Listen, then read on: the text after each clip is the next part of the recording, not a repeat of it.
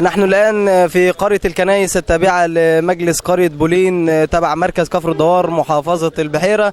بنعرض مشاكل الأهالي والمواطنين، وأهم المشكلات اللي بيعانوا منها هي مشكلة الصرف الصحي. وأول لقاءاتنا مع حضراتكم مع الأهالي والمواطنين بقرية الكنايس تبع مركز كفر الدوار، ومعانا أحد الأهالي. نتعرف باسم حضرتك؟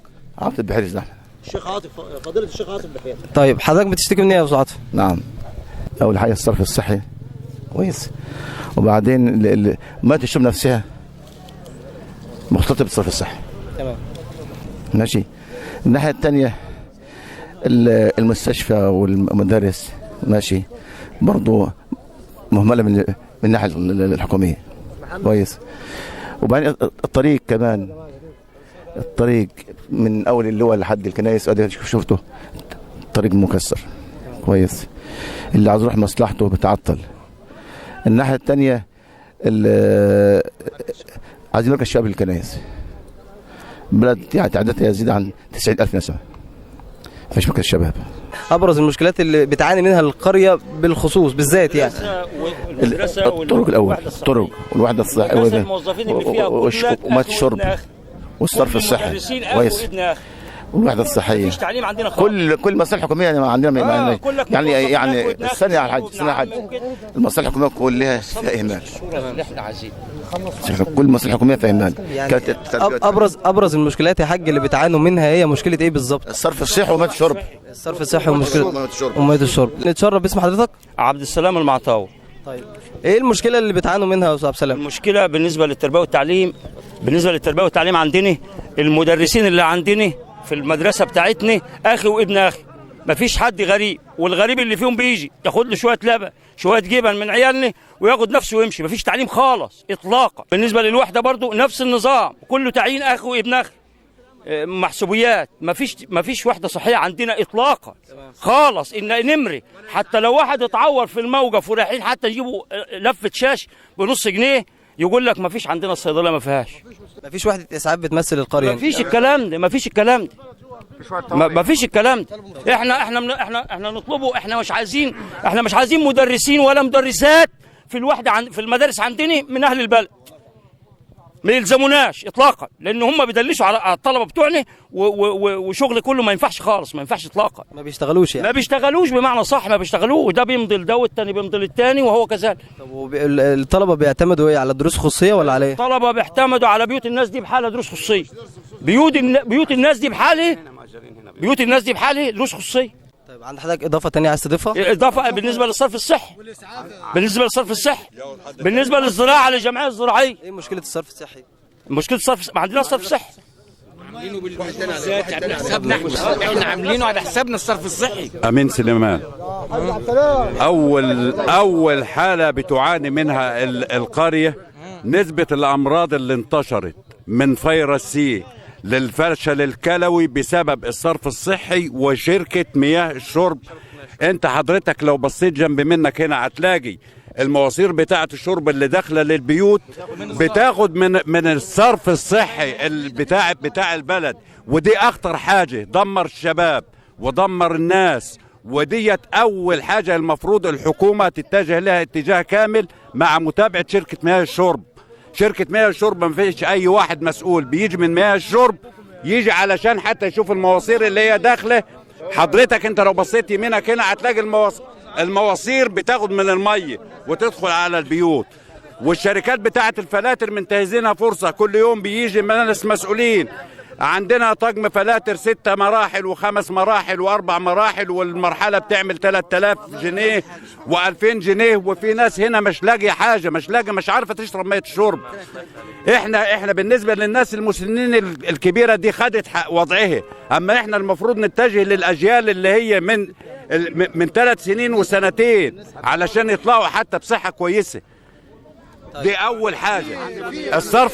الصرف الصحي حضرتك انت هتنزل البلد دلوقتي وهتشوف الصرف الصحي، هتشوف التفتيش والابيار والشوارع. خدت بال حضرتك؟ يعني حاجه ما حضرتك يا حاج بتوجه صوتك لمين؟ انا بنوجه صوتي للسيد المحافظ وللسيد رئيس شركه مياه الشرب بالبحيره وللسيد رئيس مجلس الوزراء وللرئيس عبد الفتاح السيسي. واحنا الحمد لله احنا النهارده اصبحنا النهارده ما فيش يعني بدانا ان احنا نشتغل. المفروض ينزلوا القرى المعدومه ديت ويشوفوا الناس اللي هي يعني ما همش موجودين. ده النجوع. لو سمحت احنا في يا جماعه بعد اذنكم كلكم، احنا كشباب احنا اللي جاي يا جماعه لو سمحت والله عايز اكلم الراجل.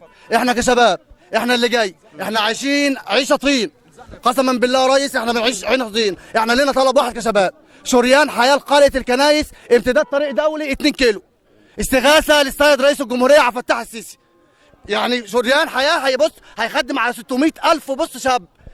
قرية الكنايس فيها تعداد 100,000 مواطن يا ريس، لها 20 عزبة تبع ليها. احنا هنا معلش المفروض نبقى احنا القرية الأم، ما فيش أي خدمات ولا في أي حاجة، لا صرف صحي، ما فيش إسعاف، ما فيش إسعاف، ما عنديش مطافي، ما عنديش طريق دولي. كل المسؤولين بروح لهم بيقولوا لي أنت بلد آخرك الخط، ما تتكلمش، مالكش خدمات، مالكش مصالح. ليه يا ريس؟ عشان أنت آخر الخط. لو سمحتوا وصلوا صوتنا للريس وقولوا له احنا عايزين طريق طوق حياه للشباب. بجد احنا مخنوقين. اي حد عايز يروح اسكندريه، اي حد بناتنا شايفينهم بيتهانوا في الطريق، شبابنا بيتهان في الطريق. اللي بيصحى الصبح بيقوم الساعه 5 عشان الطريق، مفيش طريق شغال، مفيش اناره. احنا يا ريس معدومين، احنا معدومين. استغاثتنا للسيد الرئيس، ارجوك يا ريس توصل صوتنا. تمام. انا في نقطه مهمه انا عايز نوصلها للسيد وزير الداخليه. ماشي. بالنسبة للمخدرات النهاردة الكنايس أصبحت الكنايس أول بلد على مستوى جمهورية مصر العربية في تجارة المخدرات. أنا بنوجه ندائي من قرية الكنايس كفر الدوار للسيد وزير الداخلية لإنهاء البؤر الإجرامية بالنسبة لتجارة المخدرات في الكنايس مركز كفر الدوار بحيرة. أصبحت النهاردة الكنايس أول قرية على مستوى جمهورية مصر العربية في تجارة المخدرات، يأتيها جميع المشتريين من محافظات الأخرى كلها. الحكومة عارفاهم يا سيادة الرئيس، عارفاهم ابن مين اللي بتاجر وابن مين. بالنسبة للشوارع عندنا، احنا عندنا التعبان لا يعرف يطلع نكشف عليه، ولا دكتور يعرف يطلع يوصل له. وحضرتك انت تشوف الاطفال بتاعتنا وهي رايحه المدارس ومتحروسه، يعني حاجه سيئه خالص. في نقطه ثانيه عايز نضيفها لشركه الكهرباء وللسيد رئيس مجلس اداره شركه الكهرباء، بان دلوقتي شركه الكهرباء منزله لنا على الوصلات الكهرباء 15 جنيه نظافه للمحلات، ومنزلين 3 جنيه على البيوت. لا في عربيه زباله بتنزل البلد ولا مجالس كوره بتنزل البلد تشوف، ومفيش عماله عندنا بتاع الزباله عشان خاطر ينزلها. اللي بيحسن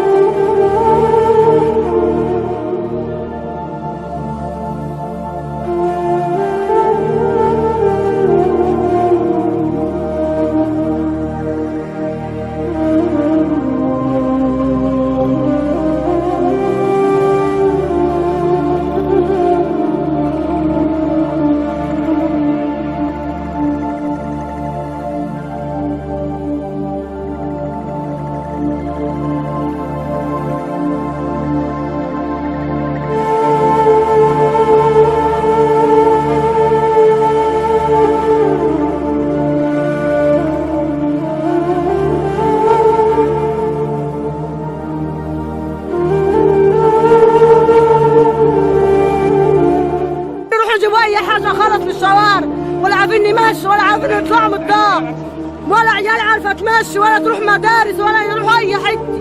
صالح كلها متنقطين. والله مقعدين ومش عارفين يمشوا ولا عارفين يروحوا ولا يجوا من المدارس، والله مش عارفين يمشوا، العيل بيوقع في الطين. انت بتوجهي رسالتك لمين يا حاج؟ لاي واحد رسالة الري، وعدلوا الشوارع، الدنيا بحالها بايظه، الدور باظت والله، دارنا بحالها طين من الشوارع والله، مش عارفين والله ما عارفين يمشوا، بناتي مش عارفه تيجي. شكرا.